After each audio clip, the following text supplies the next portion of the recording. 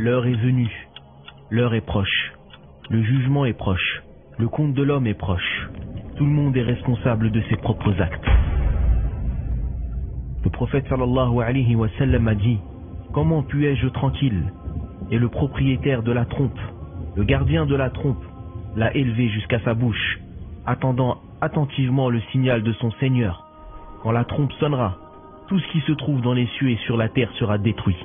Car le trémor, le bruit, la vibration, le tremblement de terre de cette heure-là est une chose immense.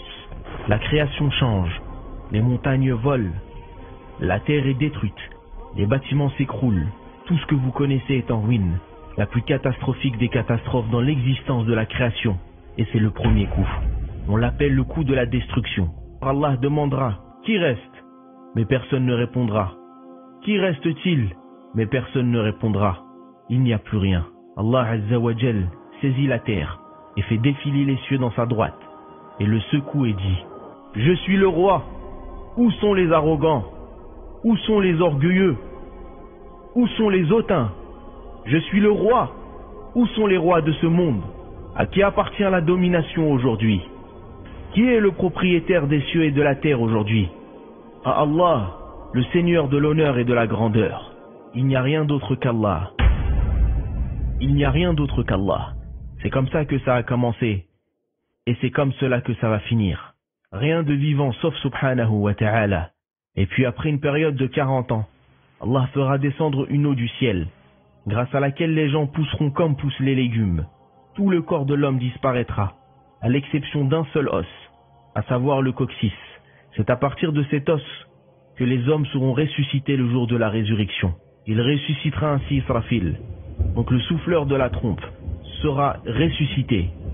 Il s'élève et ensuite il dira: souffle encore, et il soufflera encore. Ils seront debout et regarderont quand la terre se met à trembler et sort le lourd fardeau qu'elle portait, comme le corps des milliards de personnes qui sont venues et parties. Ils seront ressuscités. La terre est une terre différente, le sol est blanc. Comment sont-ils ressuscités? Le prophète sallallahu alayhi wa sallam a dit: pieds nus, nus, non circoncis. Donc Aïcha radiyallahu anha a dit: Ya Rasulallah, sommes-nous nus? Les hommes seront nus. Ne se regarderont-ils pas les uns et les autres? Alors le prophète sallallahu alayhi wa sallam dit: Ya Aïcha, la situation est beaucoup plus importante pour que les gens se regardent les uns et les autres. Et quand ils sortent de leur tombe, il y aura l'obscurité et vous verrez certaines personnes entourées de lumière. Ibn Mas'ud radiyallahu anhu a dit: votre lumière dépendra de la quantité d'actes que vous avez accomplis. Certaines personnes viendront avec des lumières énormes. La lumière de certaines personnes sera suffisante, juste pour elles-mêmes. Et certaines personnes seront telles une bougie qui s'allume et s'éteint.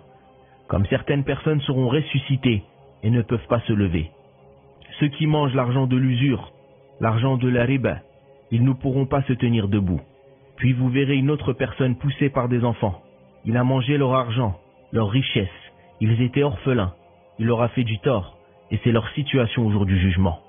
Le soleil arrive à 1 kilomètre de la tête des hommes et ils commencent à transpirer. Alors certains se tiennent dans des flaques de sueur jusqu'aux chevilles, certains jusqu'aux genoux, d'autres jusqu'à la taille, d'autres encore jusqu'aux épaules.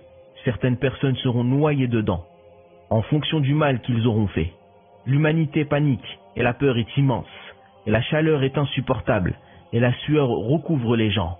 Ils diront: oh les gens, vous voyez votre situation.